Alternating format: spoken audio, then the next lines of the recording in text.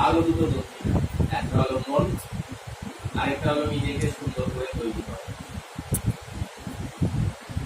এই দুটো দক্ষিণার কথা সবার খেয়াল থাকে না। আমরা অপরকে সুন্দর করে তৈরি করতেই বেশি ব্যস্ত।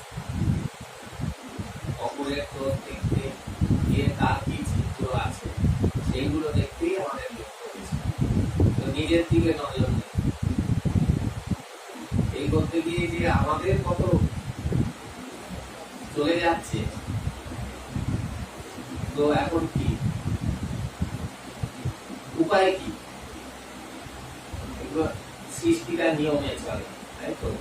সূর্য, চন্দ্র, বাতাস, জল সব একটা নিয়মে হচ্ছে।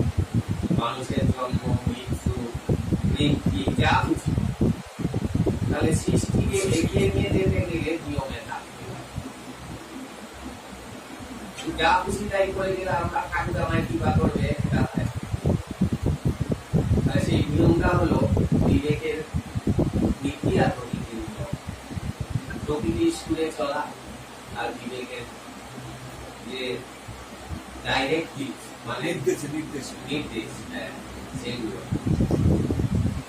প্রকৃতির থেকে কি শেখা যায়?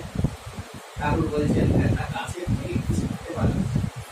একটা গাছ, সেটার গোড়ায় যদি গীত ও মধু দেওয়া হয়, গাছ বাঁচবে? তো এই জীবনটা আমাদের একটা বৃক্ষ,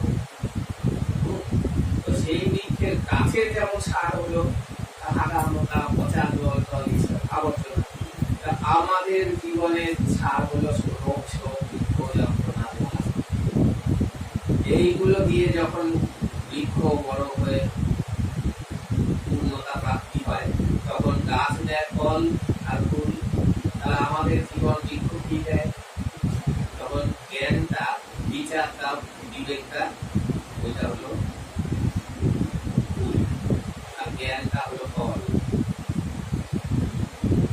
এই দুটো ফল জীবন বৃক্ষের থেকে এই রোগ শোক ওই ছাপ। তো এইটা আবার দরকার হয় না। প্রকৃতির মধ্যে যে গাছগুলো আছে তাদের কি মানুষ সার দিতে দেয়? সেই গাছগুলো করে বাঁচে। মানুষ যবে সৃষ্টি হতে তার আগে থেকে গাছ, তো এই উদ্ভিদ আগে, তো সেই উদ্ভিদ গুলো করে পেল তারা প্রকৃতির সুরে। তাহলে এইখানে রোগ শোক যাতনাটা প্রয়োজন হয় না কখন? তখন ওগুলো আসার আগে আমি সেই সুরে থাকি। Prevention is better than cure, মানে কি? রোগ হওয়ার আগেই সাবধান। তাহলে আমি যদি নিয়ম মেনে চলি, তাহলে আমার রোগ হবে না। আমি বিড়ি সিগারেট মদ খাই না, আমি ধোঁয়া টোয়ার মধ্যে থাকি না, আমি তেলে ভাজা মুক্ত খাই না, আমার শরীর সুস্থ,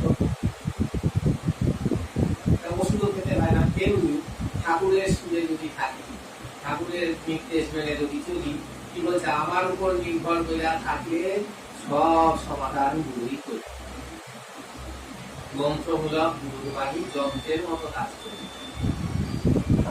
সেই মন্ত্রমূলক গুরুর বাণীগুলো আমরা পালন করি না বলে আমাদের এত মিথ্যা কথা বলি, ফল চাকরি করি, পরনিন্দা পরচর্চা করি, অপ্রয়োজনীয় লোক করি। ঠাকুর কি বলছেন? কাম ত্যাগ করতে লাগে না, ক্রোধ ত্যাগ করতে লাগে না, লোভ ত্যাগ করতে লাগে না, উৎকট কাম, উৎকট লোভ, উৎকট ক্রোধ ত্যাগ করতে। আমি সূর্যের দিকে তাকাতে পারি, চোখ আছে, 24 ঘন্টা যদি তাকিয়ে থাকে কি হবে? চোখটা নষ্ট হয়ে যাবে। তেমনি খেতে পারি বলেই হা করে সারাদিন খেয়ে গেলাম, তাহলে তো হবে না, পেটের গন্ডগোল। তেমনি ক্রোধ প্রয়োজন, সারাক্ষণ গাড়ি গালাজ করছি, লোককে মারছি, তা হবে না। ক্রোধের কোথায় প্রয়োজন? আমার সন্তান অবাধ্য হয়েছে, তো তাকে তো আমি মিষ্টি কলা দুধ খাইয়ে বলবো না বাবা বেশ করেছে, শাসন করতে হবে, ওইটুকু প্রয়োজন, তাই না? তাহলে মাত্রা মতো যদি সব ব্যবহার করি, একটা ক্লাসে যে একটা ছেলে তার ইচ্ছা আমি ফার্স্ট হবো, তাকে কি বলবো? লোকই অহংকার ফার্স্ট হবে বলে, বাহ ওটা ভালো। যশ ঠাকুর বলছেন যশ লোককে নষ্ট করে সব, কিন্তু বলছেন একটা যশ কেউটার অসুবিধা নাই, সেটা নিজের কথা বলছেন। ধর কাউকে রান্না করে খাইলাম, কইলো বাহ ভালো রেখেছো, এটা শোনার ইচ্ছা আছে, এই খেয়ে তৃপ্তি পাইলো, এইটা শোনার ইচ্ছা আমার আছে, এই যশ, কিন্তু অসুবিধা নেই। কিন্তু লোকের মাথায় খালি পা দিয়ে আমি উঠবো, কইলো তাহলে যেটা কারোর ক্ষতি করে না সেরকম যে কোনো কাজ করতে পারে। বলছে তোমরা কি করো আমি দেখতে যাবো না, যা ইচ্ছা করো, কিন্তু বিবেকের সুরে। এখন হিংসা চলবে না। এবার কাশ্মীর বর্ডারে যে সৈন্যগুলো দাঁড়িয়ে বললো না ইচ্ছা করবো না, পাকিস্তান ঢুকুক, তাহলে হবে? যেখানে বন্দুক ধরা ধরতে হবে, লাঠি ধরা ধরতে হবে, এখানে আদর করা ধরতে হবে। এই যে মাত্রা জ্ঞান, এটাই করে আমাদের